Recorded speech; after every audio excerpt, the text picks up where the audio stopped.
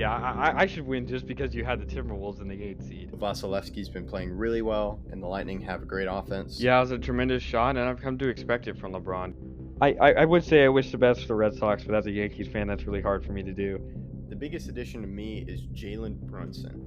Aaron Rodgers is Aaron Rodgers, and that's all I have to say. He's still a top 5 quarterback in this league, and there's nothing really anyone can do about it. Why'd you have to name him? Like, seriously? Like, thanks, man. Who would have thought 5 years ago that the Clippers and Nets would be facing in the finals? How is Joe Burrow going to get the ball to them if his butt is already on the ground?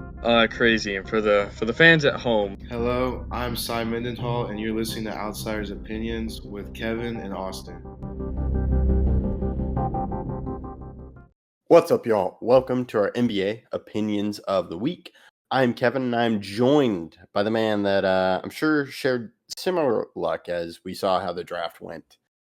Unexpectedly, as I only got 5 points in our mock draft, and now the other, I can't remember what exactly you said. For your I got points. 4, 2 half-point ones. So you get a full point. You get a point if you got the right team or the right pick, and then you get 2 points if both of those happen. So, for example, you put Zachary Rosacher at 1 to the Hawks, you would get 2 points for that.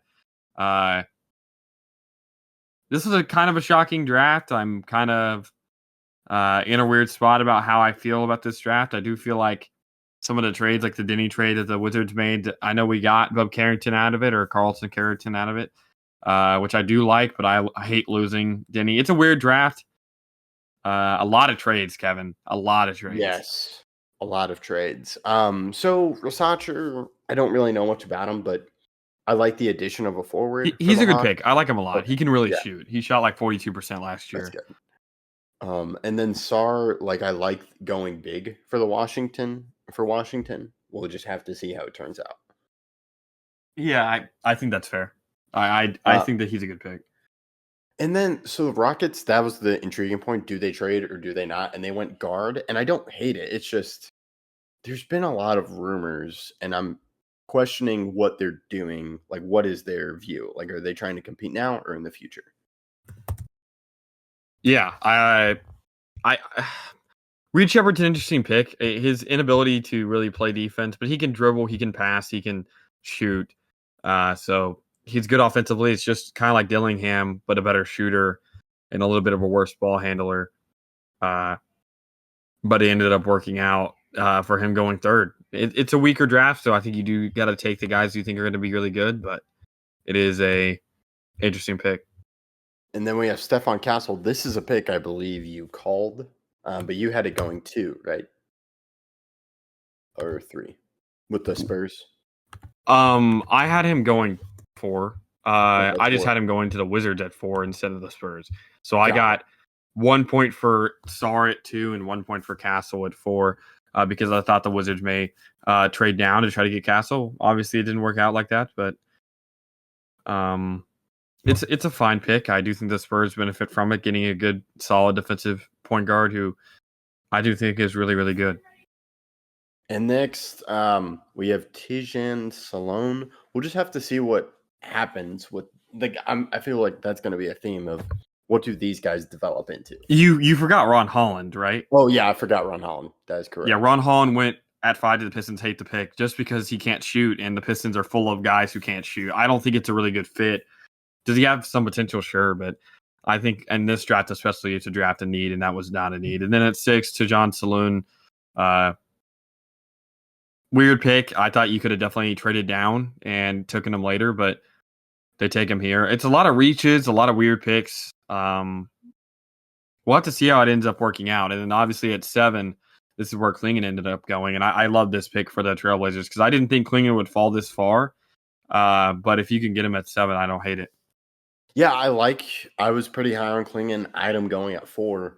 So I was shocked to see him go 7. I know he was in conversations at one point of being number overall pick. I like the idea of a center for the Trailblazers. I just don't see them committing to Ayton long term, but we'll just have to see what happens. Then 8 is intriguing to me because Rob Dillingham, I would have liked his fit on the Spurs, but Minnesota getting that pick, I like They also drafted another guard. I know later in the first. Yeah. But Or, just talking about this yeah. pick, I do think it's like a Jamal Crawford 2.0, if you kind of catch my drift. That's kind of how Dillingham plays and how his play style is. Can't play defense, but they will improve their scoring by having a guy like Dillingham off the bench. Yeah, and I just viewed we'll get to it later, but it looked like okay, they're investing in guard because Mike Conley's not going to be playing forever, so it's trying to find someone to pair with Anthony Edwards. The thing about Conley though is he can shoot really well, he can pass really well, and he can defend. And that's Dillingham's not the best defender. He's a terrible defender. Him and Shepard are both terrible defenders. Now he can create his own shot better than Mike Conley can at this point in his career, but I don't know if that's necessarily what they need because they have guys like Ant and Cat and other guys that can create their own shot for themselves. That's a good point. Now Zach Edey at 9. I had him going 25. You had him going later in the first round. I had him 29. 29. Okay. So him going 9 with the Grizzlies, they do need help with the center. It's just... Yeah, because Steven Adams has missed a couple years with injuries. I don't hate the pick based on fit. And like I said, you do need to draft a need. So in this draft, so I don't hate the pick. I do think it's too high. I think you could have traded down and still got Edey. But I don't hate the pick. I don't think it's a horrible pick. Yeah, no, it's just I was going to say this. It's an intriguing pick. I was going to say this forever. They're betting on Edey, and we'll just have to see what happens. Yeah. And then Cody Williams and going to the Jazz, that's helpful. And then I like it. Okay. And then now we go to the Bulls, Matthias Buzelis. Yeah, Montas Buzelis, I did not think was going to fall all the way to 11. So getting him at 11, I do think is a great pick. He's from Chicago, so that bolsters the pick, I think, a little bit more. He's going to have his favorite team growing up. Dream come true for a guy like that. So I really do think that's an awesome thing to happen. Yeah, and this I really like this pick for the Thunder. And to me, it makes it scary. We talked about Topic. He fell because of injuries with the ACL. Yeah, However, he probably won't play that much this year, but he's only 18. He's a tall point guard, and I do think in the future he could be a great player for this team. And that's why I really like this pick is because they don't need him this year. I talked to he's a big defender, very good defender, and they kind of have that set right now with Caruso, but in a few years they're going to need someone to replace that value. So this is where this pick could come up, and they just have the luxury of doing that. Yeah, I agree. Now we go to the Kings going with Devin Carter. I like the addition. It did mean that Davion Mitchell, he eventually got shipped out, but I like Davion Mitchell. I know you're a huge fan of him too. So how do you feel about Devin Carter going to the Kings? I like Devin Carter too. He can shoot better than Davion, and while defense is pretty equal, Davion was very highs and lows, and I think Devin Carter is a little bit more consistent, and that's kind of what you need if you're going to be a consistent playoff team. That's a good point. Now, what about Washington getting Carlton Carrington? I love Bub. I think he's a very high peak. I really hope we don't re-sign Tyus Jones. I think we need a new face there at the point guard position. I hope he starts. He's a player I like a lot, but he also has a low floor. So it really is going to have to, we'll see what happens. That's a lot of players in this draft. Like they could be horrible or they could be amazing. I hope it's the latter, but we'll have to see. Now we have Kel'el Ware going to the Heat center. And I was shocked he kind of went this high. I was as well. I think that they, again, could have traded down and got him. But fit-wise, I don't hate the pick. I think Ware is a solid big man, and the Heat need a backup center. Yes. Now we have Jared McCain going to the Sixers. I don't know how I really feel about I just it. like this pick mainly because he's just maxi. Like, you know what I mean? Like, he's the same height, really, same kind of fit. Both of them can really shoot the ball and create. They played very similarly in college, too. I don't really like the pick per fit. I would have rather them take Connect here. I think Connect would have been a great guy to kind of replace Tobias Harris that may be leaving.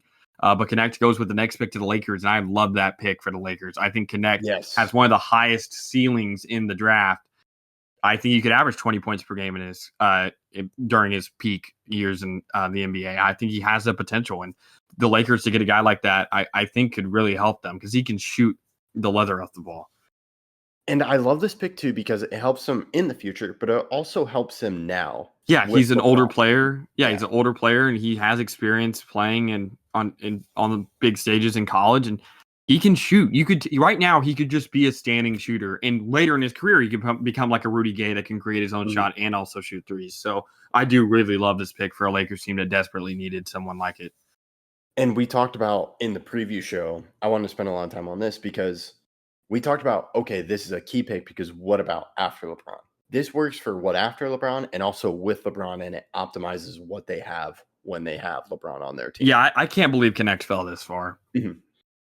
It's shocking, and then it just really hurts the Magic. They got Tristan da Silva, another forward. I would have wished they kind of went guard, like Jacoby Walter was right there. Yeah, it's not a bad pick. I don't hate it. It'll work. I feel like because power forward's not their. Wendell Carter's dealt with a lot of injuries. Jonathan Isaac's dealt with a lot of injuries. So I don't hate the pick, but I agree with you. I would have rather them went Jacoby Walter or Keyshawn George or one of those guys like that. Yeah, and that's why I like the Raptors getting because they need help with guard, and Walter is just going to help them defensively from Baylor. Yeah, he needs to still work on his shooting, but right now Toronto needs to build with raw talent, and that's what they got. And now we have Cavaliers going Jalen Tyson. I like it. It's not a flashy pick, but I do think he could be a player that contributes a little bit this year. And then Yavas Missy, another center from Baylor. I like this. I like them going big because the Pelicans need help at the center position. Yeah, you and I both had him taking Khalil Ware, but Ware doesn't fall this far, so they take the next best guy. Now we go Deron Holmes, who actually goes to Denver. I don't really hate Denver. I kind of wish they selfishly stayed with Ryan Dunn because that would have helped my predictions. But they're good at drafting young talent. Yeah, this is where I do end up getting points for Deron Holmes. I had him going at 22. So I think I actually ended up with 3 points because he does end up going to the Nuggets. So, but I do get points for this. This is the last points I get on the board, I believe. Yeah, so then we have the Bucks going AJ Johnson. This kind of, I didn't really have him in my first round. No, a lot of people had him, Kevin, going in the 50s or 40s. So this is a big reach for a lot of people and one that I'm kind of shocked about myself. Now we see the New York Knicks traded one pick to Washington to get Keyshawn George. All right, Keyshawn, right? Keyshawn, yeah. I like Keyshawn. I Keyshawn going at 15, so him falling all the way here to 24 is, I think, big. And I like this pick. I think the draft itself was very good for the Wizards. I hate the Denny trade, though. I think the Denny trade was a step in the wrong direction. But if we're just talking about the draft, getting Sarr, Carrington, and George, I do think is a good draft. Yeah, and then I don't really know anything about Pakami Dadiet.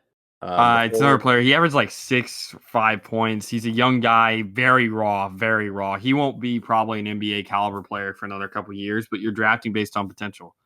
Yeah, and then Dylan Jones going to New York. I like them getting a backup guard just for the future, and we'll see if he can contribute. Yeah, I don't think either of us had Dylan Jones going in the first round, but Weber State prospect. It's the same school that obviously Dame ended up going to, and Dylan Jones is good. I don't think it's a bad pick. He's going to take time to grow, and the Thunder are getting a guy who could contribute again right now because of his age. And now we have Minnesota staying with the pick and getting another young guy. I like them adding this. I thought Terrence Shannon was the guard, but it has him listed as a forward. Yeah, he's a guard, small forward. It's an okay pick. He's very bad defensively as well, so they really went offense with these two picks. Now Ryan Dunn going to Phoenix. He is a great defender. You talked about that, and Phoenix just needs young, capable guys on their roster. Yeah, Dunn's a great defender, so I like the pick. Next, Isaiah Collier. I think Utah getting a scoring guard will help them, and it's just, can they develop him? Yeah, he's very Colin Sexton-esque, if you kind of catch my drift there, but he has a very high ceiling if it all works out. Next, we have the Celtics going Baylor Shireman, the guard. He's a good shooter, so I don't really have anything to add on that pick. Yeah, I think he could help them be again a Sam Hauser-esque player, but not a flashy pick. Yeah, so that concludes the first round. Bronny went to LA, kind of uneventful, but that makes sense. Nothing else. I was surprised Filipowski fell to the second round, but I've heard more about that, and I like him with Utah. We'll just have to see how he develops and how that like center situation help develops. Yeah, and then obviously you had Bronny go in the first round, but he ended up Yeah. going 55 to the Lakers, so Mhm. a lot more where I expected. Yeah. And all makes sense, but I'll let you close this one out. Yeah, thank you guys for listening. Please let us know what you thought about this draft and if your predictions were better than us.